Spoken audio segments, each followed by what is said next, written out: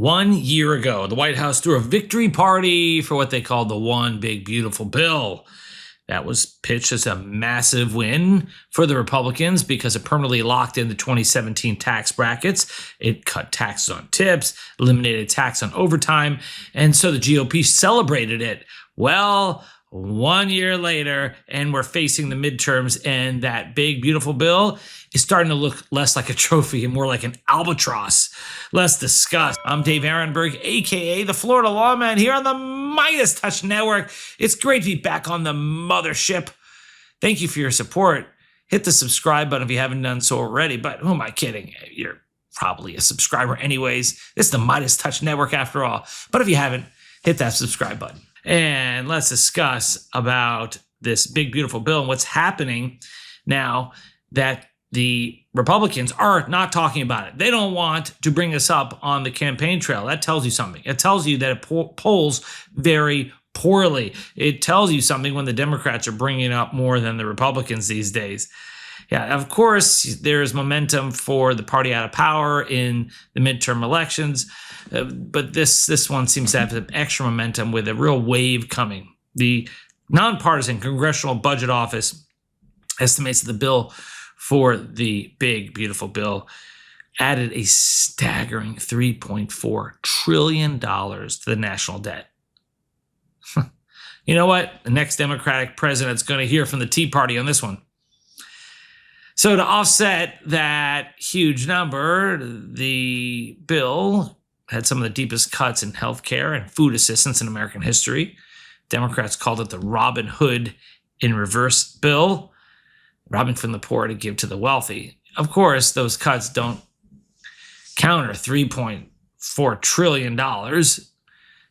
It's like, it doesn't even come close, but those cuts still are hurting a lot of people. Now, if you look at Pennsylvania, the biggest swing state of them all, new data that's been released by the State Department of Human Services reveals that 98,000 Pennsylvanians have already lost their SNAP food benefits over the past year. 98,000. And here's the kicker. The biggest policy changes haven't even fully kicked in yet. So what drove this? Well, you have newly imposed federal work requirements. If you rely on the program and don't start documenting at least 20 hours of work or volunteering or education, you get cut off. And the law eliminated exemptions for veterans and for former foster youth who used to have a pass. So if you think about this, you have SNAP benefits where in Pennsylvania, it helps roughly 2 million people. That's 15% of the entire state's population. And this isn't just about metropolitan areas like Philadelphia. We're talking about rural communities. We're talking about seniors. We're talking about working class families across Pennsylvania who are watching an average of $6 a day in food assistance vanish while grocery prices continue to climb. So you have local members of Congress holding press conferences, Democrats hammering the GOP. They're drawing that direct line between a $5 trillion tax cut which is for billionaires, and empty dinner tables in Pennsylvania. And that's a state that is won or lost on razor-thin margins. When you're talking about 98,000 unhappy voters losing their food stamps, that is a political wildfire. It's just not the people who are directly impacted.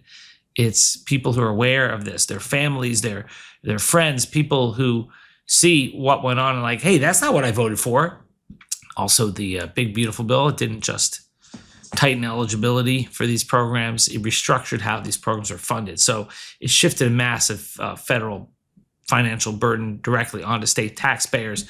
So historically, the federal government splits the administrative costs for SNAP down the middle with the states. But under this bill, that changed. It forced states to pick up 3/4 of the tab if their administrative error rates are too high. So Pennsylvania has a 9.21% error rate.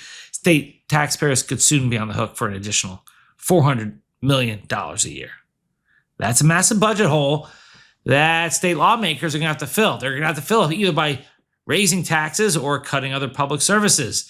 And then there's the Medicaid time bomb. So beginning in 2027, you've got strict Medicaid work requirements that are taking effect. So you have state officials that estimate Pennsylvania could lose anywhere between $20 billion to upwards of $57 billion in federal healthcare funding over the next decade. So you have healthcare advocates warning that these massive funding drops could force rural and urban hospitals alike to shutter their doors entirely. So, when voters start losing access to their local hospitals and their behavioral health treatments, then they're not going to just blame the abstract national debt. They're going to blame the lawmakers who voted for the bill that caused it. So how does this play out in November? Well, Trump is not on the ballot himself this year, but his legacy is his Republican reps and senators who went along with it because they can't think about tweaking the boss because it's a party of one. And if you go ahead and start voting against his major bill, he's going to target you. Well, it looks like they're going to have to eat this anyways, because while the administration continues to try to focus on immigration and border security, the focus has become affordability. It's become cost of living issues. And slashing the social safety net has given the Democrats an extra boost for their natural midterm advantage. And if you look at recent reporting from CNN, the Republicans' internal strategy was to spend the summer touting their work on housing affordability and cost of living issues. They're trying to co-opt the issue from the Democrats, but then Trump threw a massive wrench in their plans by canceling the bipartisan housing affordability bill signing ceremony and demanding that Congress instead pass his SAVE Act, the voter registration overhaul, to try to rig the elections.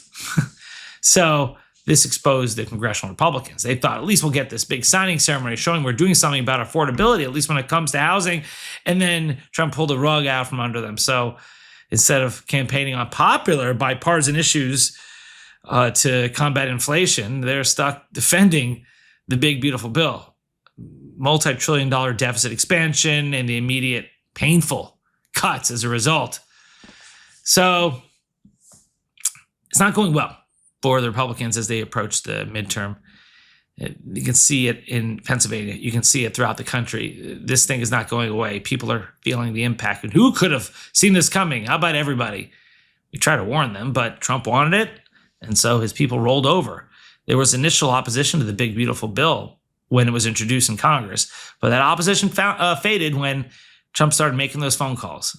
And now they're going to have to pay the price. The bills are coming due, and the elections are approaching. And we'll keep following it here on the MeidasTouch Network. Thank you for your support. If you like this video, hit the subscribe button, share with a friend, leave a comment below. I'm Dave Aronberg, aka the Florida Lawman. You can find me on my own Substack at Dave Aronberg, and you can also find me here on the MeidasTouch Network next time. Want to stay plugged in? Become a subscriber to our Substack at MeidasPlus.com. You'll get daily recaps from Ron Filipkowski, ad-free episodes of our podcast, and more exclusive content only available at MeidasPlus.com.